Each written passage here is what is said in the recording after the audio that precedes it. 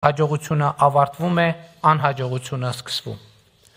Ուրախ եւ հպարտ եմ ԵԽԽՎ-ին զեկուցել, որ 2018 թվականի ժողովրդական ոչ բռնի Թավշյա հեղափոխությունից ի վեր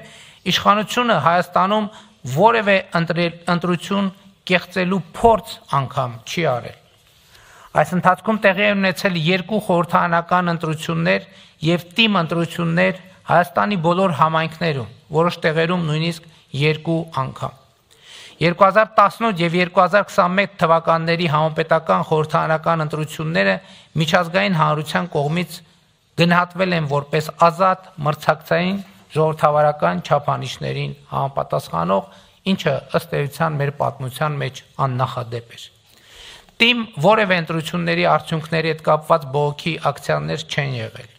Մի շարք համայնքներում հաղթել են ընդդիմադիր կուսակցություններ, ինչն ըստ էության անհնար էր 2018 թվականի հեղափոխությունից առաջ։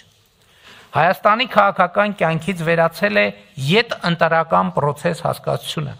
մինչդեռ 2018 թվականի ժողովրդական ոչ բռնի Թավշյա հեղափոխությունից առաջ դա Հայաստանի քաղաքական կյանքի ամենահաճախ օգտագործվող տերմինն էր։ Մարդիկ փոփոխությունների հույսը կապում էին յետընտրական պրոցեսների հետ, որովհետև գիտեին, որ ընտրությունները կեղծվելու են իշխանությունների կողմից, ինչի հետևանքով յետընտրական պրոցեսների պատեհություն էր առաջանալու։ Այսպես եղել է 2018-ից առաջ տեղի ունեցած գրեթե բոլոր ընտրություններում, բայց դա արդեն պատմություն է եւ մեր մեջ ասած արդեն բավականին հին պատմություն։ Բայց սա չի նշանակում, թե մեր երկրում ընտրական ժողովրդավարությունը խնդիրներ չունի։